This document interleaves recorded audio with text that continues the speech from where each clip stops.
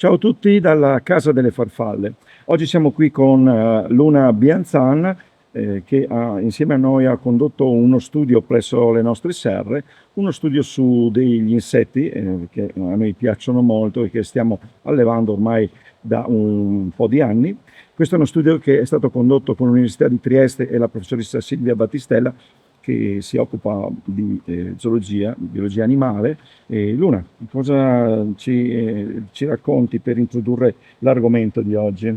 Allora, innanzitutto l'argomento principale era la creazione di una biosfera, quindi noi col nostro progetto siamo andati a ricercare quali fossero le condizioni e i parametri migliori per la vita all'interno della biosfera per una specie animale che era appunto la protezia e per delle specie vegetali. Parliamo allora subito di che animale si tratta. La protezia è un coleottero molto bello, adesso vi faremo vedere qualche immagine, che vive anche nel nostro territorio. Oggi noi vi mostreremo una specie di protezia, in realtà una specie turca, che alleviamo anche quella, che non è stata proprio quella l'oggetto dell'esperimento, ma ha una biologia comunque molto simile. La protezia è uno scarabeide del gruppo dei cetonini e si può distinguere dai colori molto belli, vistosi, metallici, infatti viene anche considerato un po' un insetto gioiello. Allora, innanzitutto abbiamo scelto una protezia speciosissima per il nostro studio, perché essendo un coleottero autoctono che è diffuso, diciamo, in quasi tutta Europa e quasi tutta Asia, poteva essere, dopo una volta sviluppato dalla larva all'adulto, poteva poi essere liberato. Quindi, siccome questa biosfera è stata creata anche a scopo didattico, è possibile vedere tutto il suo ciclo, quindi da larva a bozzolo ad adulto, e dopodiché, dopo aver osservato magari per qualche giorno, nutrendolo con la banana all'adulto, dopo può essere liberato in natura senza creare problemi all'ecosistema. Inoltre è una specie anche bella grande, quindi è possibile seguire il suo sviluppo anche facilmente. Ecco, adesso andiamo a vedere il contenitore che è stato utilizzato, che è stato progettato anche in una maniera particolare, anzi, con l'occasione salutiamo anche Manuela Rossi, biologa che è lei che ha ideato questa biosfera, perché appunto all'inizio si voleva capire se si poteva in un sistema chiuso come un contenitore di questo tipo riuscire a portare a far completare il ciclo a un animale appunto come l'insetto protezia. Lo scopo di questo studio era di conoscere meglio la biologia di questo insetto coleottero, ma anche quello di poter sviluppare un contenitore che fosse abbastanza gestibile da poter essere, ad esempio, mantenuto all'interno di una classe, di una scuola, perché lo scopo alla fine è uno scopo didattico e educativo. Luna, raccontaci che cosa c'è dentro questa biosfera. Allora, all'interno delle biosfere c'è un substrato principale, dopodiché in alcune è stato aggiunto anche un nutrimento aggiuntivo proprio per aiutare la larva nel suo sviluppo. In particolare, durante il nostro studio, noi siamo andati a creare 12 biosfere diverse, quindi 12 modelli diversi di biosfera. Diversi perché? Perché differivano per quanto riguarda il substrato, che 6 erano ricreate con terra e 6 in torba, e differivano anche per il tipo di nutrimento aggiuntivo, in quanto ne avevamo 4 prive di nutrimento, ne avevamo altre 4 come nutrimento pellet di faggio. Il nutrimento delle ultime 4 era foglie di faggio e quercia.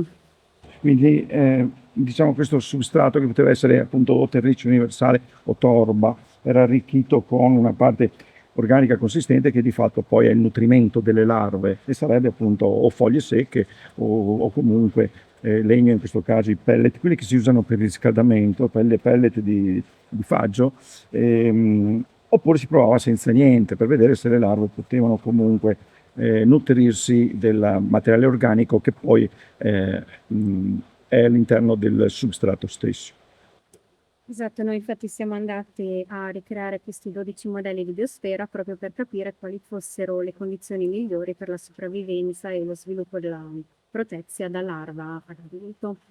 All'interno noi vediamo degli organismi vegetali, in particolare un letto di muschio vivo e una felce che vive all'interno e all'interno svolge tutte le sue fasi. Noi sappiamo, no, che le piante durante una delle fasi assorbe CO2, anidride carbonica, per poi utilizzarla e organicarla, quindi produrre tessuti. Ovviamente questo è un processo alla base della vita su tutto il pianeta, anche la nostra, perché se non ci fossero le piante noi non potremmo esistere ovviamente, ma il fatto che sia all'interno, questo serve perché riesce a sequestrare la CO2, che altrimenti potrebbe essere troppo concentrata e essere tossica per gli animali, e quindi creare un ciclo naturale come succede al di fuori, no?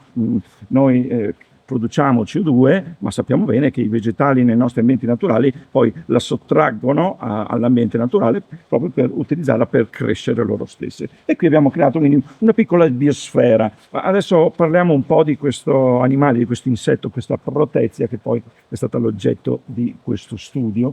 Ok, poggia pure la biosfera, io prendo, qui abbiamo dei bellissimi esemplari.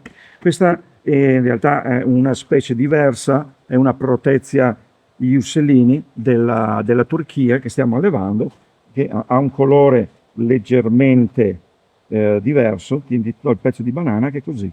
In questo momento si sta nutrendo di banana. Il motivo della colorazione così vistosa di questi coleotteri non è ancora noto. Si ritiene che possa avere comunque un significato di avvertimento, perché sono animali disgustosi, oltretutto se li disturbi producono sostanze repellenti, maleodoranti, veramente potenti, proprio a base ammoniaca, e servono probabilmente per tenere lontani i predatori, e il colore potrebbe avere questo significato, farsi riconoscere in modo che il predatore, tipicamente un uccello insettivoro, alla fine solo riconoscendola potrebbe desistere da un attacco perché magari si ricorda di qualche brutta esperienza passata. Beh, abbiamo anche la possibilità di vedere altri stadi di sviluppo di questo animale. Adesso Luna ci fa vedere le larve, che eccole qui. Sono bianche perché vivono sempre sottoterra e quindi non hanno bisogno di pigmenti o colorazioni, perché tanto non le vede nessuno. Di qui a poco si dovranno trasformare per diventare degli insetti adulti come la protezia che abbiamo appena osservato adulta. E di cosa si nutrono queste larve, Luna? Queste larve sono detrittivore, infatti si nutrono di fermenti organici in decomposizione. Proprio per questo motivo abbiamo deciso di inserire all'interno delle biosfere frammenti di foglie, di quercia o di faggio, oppure peyote di faggio. Sì, che funzionano benissimo, infatti riusciamo ad allevarle e ci mettono anche relativamente poco, entro un anno fanno tutto il ciclo. Abbiamo anche un bozzolo che ci puoi far vedere, vedo qua. Siccome, come accade per altri insetti, ad esempio alcune falene molto note, anche alcuni coleotteri producono un bozzolo. Lo fanno sottoterra e utilizzano proprio il detrito in cui vivono per creare questa cella dove all'interno vivrà protetta la crisalide e la pupa, che in circa quanto ci metterà un mese riuscirà a fare la metamorfosi, e da questo bozzolo emergerà l'insetto adulto come quello bello colorato che abbiamo visto prima. I bozzoli sono molto rigidi, anzi sembrano quasi dei sassi, proprio che vengono impastati con la saliva e di fatto rappresentano proprio una corazza, una sorta di difesa fisica contro eventuali pericoli o aggressori. E quali sono stati quindi i risultati di questo studio? Grazie a questo studio abbiamo visto che il miglior substrato risulta essere la torba, in quanto ci sono stati più individui che si sono metamorfosati da larva ad adulto, e per quanto riguarda il nutrimento aggiuntivo il migliore risulta essere le foglie di quercia e di faggio, perché appunto danno un maggiore nutrimento. Bene, allora ringraziamo Luna Bianzan e ringraziamo anche Silvia Battistella, la professoressa dell'Università di Trieste, con cui abbiamo fatto questo studio con cui appunto Luna si è laureata, ha fatto appunto la tesi su quello che ci ha appena raccontato.